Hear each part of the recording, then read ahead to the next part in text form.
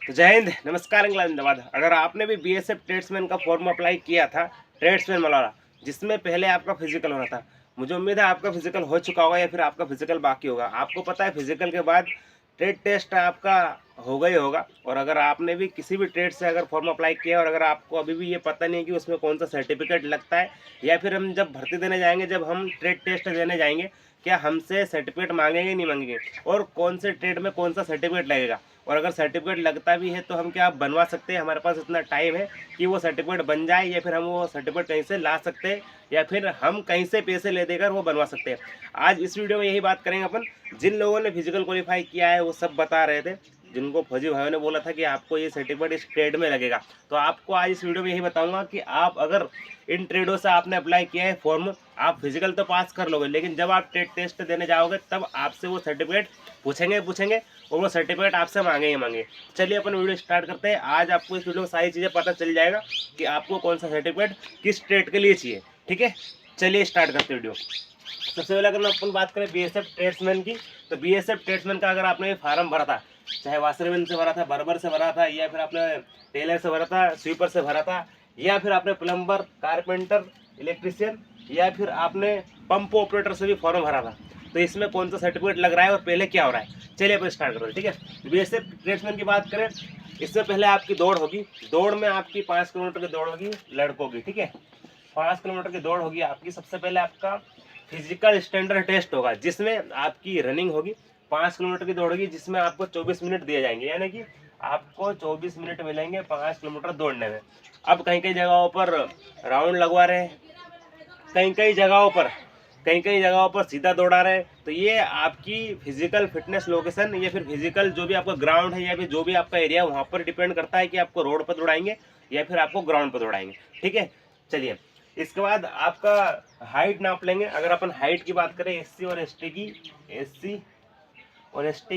अगर अपन बात करें, तो हाइट आपकी एससी और एसटी की जो है कि 165 सेंटीमीटर या फिर 162 सेंटीमीटर तो आपकी होनी चाहिए। 162 सेंटीमीटर होनी चाहिए। ओबीसी वालों की 165 सेंटीमीटर होनी चाहिए। जनरल वालों की 165 प्लस इसमें हाइट आपकी होनी चाहिए, तब जाके आपका कुछ हो सकता है। ठीक है, हाइट में बहुत सारे भाई लोग बाहर हो रहे हैं। जनरल वाले हमारे भाई लोग बहुत सारे बाहर हो गए जिनकी हाइट कम है। ओबीसी वाले भी हाइट में बाहर हो गए।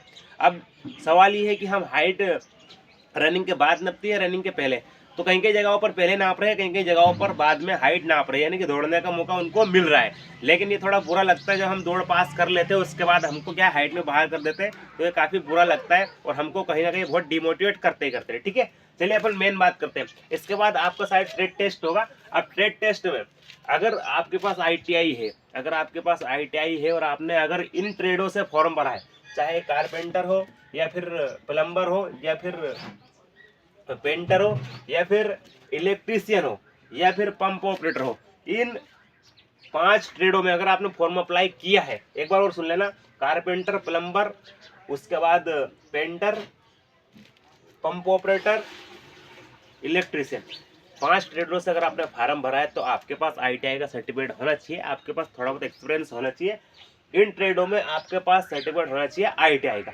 अगर आपने सिंपल 10 ही पास की हो, और अगर आपने इन ट्रेडों से फॉर्म अप्लाई किया है, कौन से ट्रेड, ये देखिए, कुक हो गया, वाटर करियर हो गया, उसके बाद वेटर हो गया।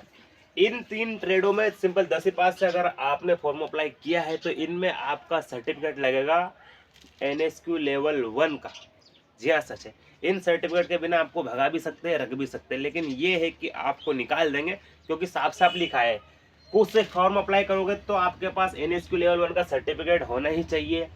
कुक का मतलब खाना बनाने वाला, नेशनल स्किल डेवलपमेंट का आपके पास सर्टिफिकेट होना चाहिए। अब ये कहाँ पर बनता है सारी चीज़ें बता दूंगा। ठीक है, उसके बाद अगर आपने वेटर के लिए फॉर्म भरा है, वाटर करियर के लिए भी, तो भी आपके पास ये सर्टिफिकेट होना चाहिए। अब वेटर का तो किसी होटल वगैरह में चल जाएगा, लेकिन मान्यता प्राप्त तो कहीं ना कहीं का सर्टिफिकेट होना चाहिए स्किल इंडिया के थ्रू। ठीक है, तब जाके आपका कुछ हो सकता है। अब ये सर्टिफिकेट कहाँ बनता है ये आपको मैं बाद में बताऊंगा।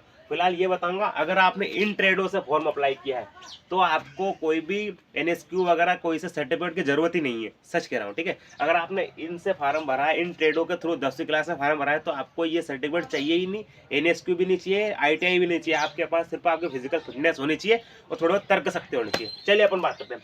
अगर आपने वाशरमैन से फार्म भरा है तो इसमें आपका NSQ लेवल 1 का सर्टिफिकेट नहीं लगेगा। अगर आपने टेलर से फार्म भरा है तो इसमें भी आपका सर्टिफिकेट NSQ का नहीं लगेगा। बर्बर से फार्म भरा है तो भी आपका सर्टिफिकेट नहीं लगेगा।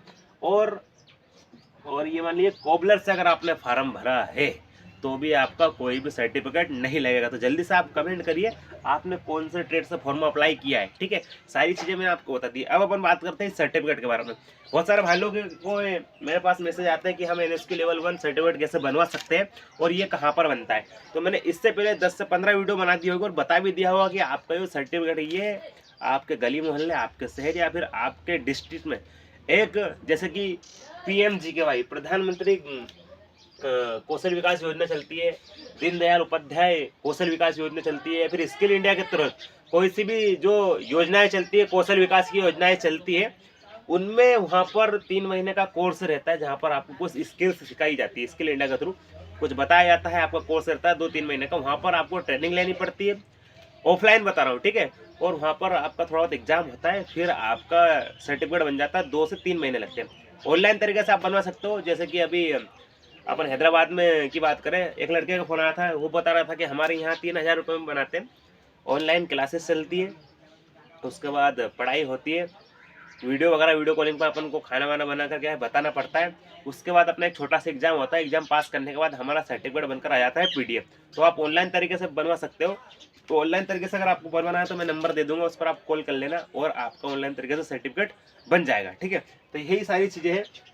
इन्हें अगर आपने ट्रेडों में फॉर्म अप्लाई किया तो इनमें आपका सर्टिफिकेट नहीं लगेगा। अगर आपने किसी जो है कि अगर ITI से फॉर्म भरा है तो आपके पास ITI लगेगी।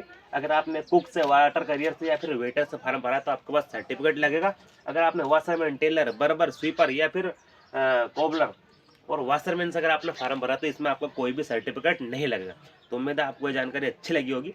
अगर अच्छी लगी तो आप जल्दी से एक अच्छा सा कमेंट कर दिए, बताइए आपने कौन से ट्रेड से फॉर्म अप्लाई किया है। और जल्दी से चैनल को सब्सक्राइब कर दिए, अपने दोस्तों के पास शेयर कर दीजिए ताकि उनको भी पता चल जाए। ठीक है, जय हिंद।